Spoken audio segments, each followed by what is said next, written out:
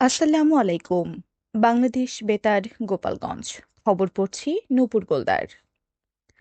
ফরিদপুর ৩ আসনের বিএনপির সংসদ সদস্য চৌধুরী নায়েব ইউসুফ বলেছেন, মেয়েদের যাতে কারো উপরে নির্ভরশীল হয়ে না থাকতে হয়, তাই তাদের পড়ালেখা শিখিয়ে সুশিক্ষিত বানিয়ে স্বাবলম্বী করে গড়ে তুলতে হবে। গতকাল ফরিদপুর সদর উপজেলা প্রাণী সম্পদ দপ্তর ও ভেটেরিনারি হাসপাতালে চরাঞ্চলের মানুষের জীবনমানের উন্নয়নে ছাগল বিতরণকালে তিনি এ কথা বলেন। চৌধুরী নায়েব ইউসুফ বলেন, পুরুষেরা যেন নারীকে বোঝা মনে করার সুযোগ না পায়, সুতরাং প্রতিটি নারীকে কর্মক্ষম হতে হবে। তাদের যেন বাবা বা ভাইয়ের উপর নির্ভর করতে না হয়।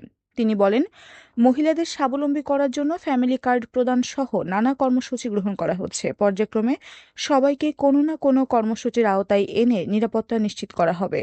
ফরিদপুর সদর উপজেলা নির্বাহী কর্মকর্তা মেশকাতুল জান্নাত রাবিয়ার সভাপতিত্বে জেলা প্রাণী সম্পদ কর্মকর্তা ডাক্তার কে এম আস্টাদ, সদর উপজেলা প্রাণী সম্পদ কর্মকর্তা ডাক্তার মোহাম্মদ মিজানুর রহমান সহ অনেকে এ সময় উপস্থিত ছিলেন।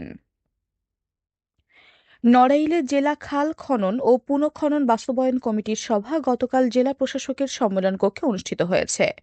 সভায় জেলার পুরনো খালগুলির পানি প্রবাহ বৃদ্ধির জন্য পুনঃখনন এবং নতুন করে যেসব এলাকায় খাল খননের প্রয়োজন সেসব স্থান নির্ধারণ করে খাল খননের জন্য সভায় প্রয়োজনীয় সিদ্ধান্ত গৃহীত হয়।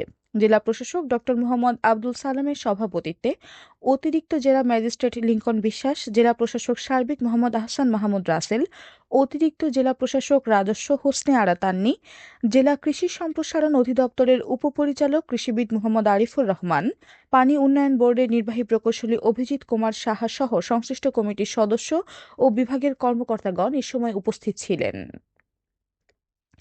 এদিকে নড়াইল জেলা বীজ ও সার মনিটরিং কমিটির এক সভা গতকাল জেলা প্রশাসকের সম্মেলন কক্ষে অনুষ্ঠিত হয়েছে। সভায় জেলায় বীজ ও সারের কোনো প্রকার সংকট নেই এবং জেলার চাহিদা অনুযায়ী বীজ ও সার মজুদ আছে বলে জানানো হয়।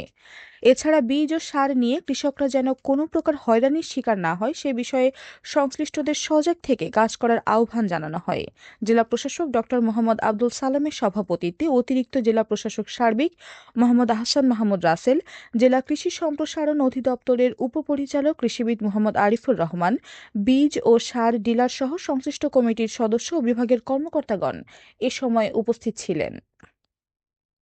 অন্যদিকে নড়াইল জেলা কৃষি পুনর্বাসন বাস্তবায়ন কমিটির এক সভা গতকাল জেলা প্রশাসকের সম্মেলন কক্ষে অনুষ্ঠিত হয়।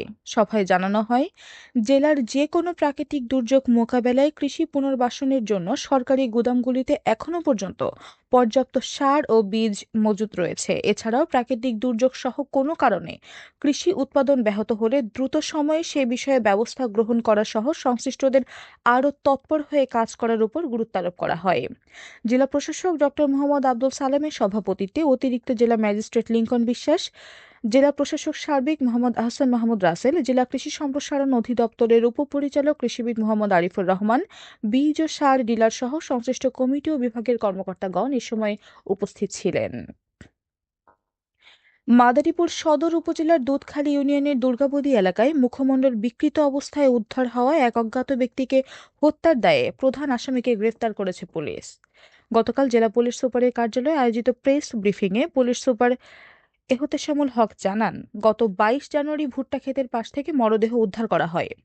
ফিঙ্গারপ্রিন্ট সহ বিভিন্ন পদ্ধতিতে পরিচয় শনাক্তের চেষ্টা ব্যর্থ হলে হত্যা মামলা রুজু করা হয়। তদন্তে প্রযুক্তি ও গোয়েন্দা তৎপরতার মাধ্যমে নিহতের পরিচয় নিশ্চিত করা হয়। নিহত ব্যক্তি দক্ষিণ বিরাঙ্গল এলাকার সিরাজ সর্দার। ব্যক্তিগত বিরোধের জেরে পূর্ব পরিকল্পিতভাবে শ্বাসরোধে হত্যা করে মরদেহ বিকৃত করে কম্বলে পেঁচিয়ে ফেলে রাখা হয় বলে প্রাথমিক জিজ্ঞাসাবাদে স্বীকার করেছে আসামি।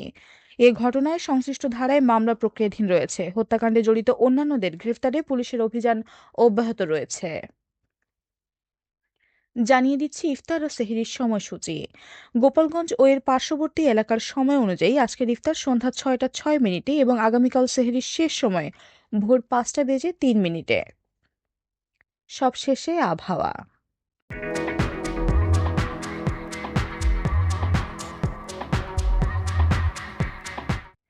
আজ বেলা ১টা পর্যন্ত আবহাওয়ার পূর্বাভাসে বলা হয়েছে, দেশের অভ্যন্তরীণ নদীবন্দর সমূহের জন্য কোনো সতর্ক বার্তা নেই এবং কোনো সংকেত দেখাতে হবে না।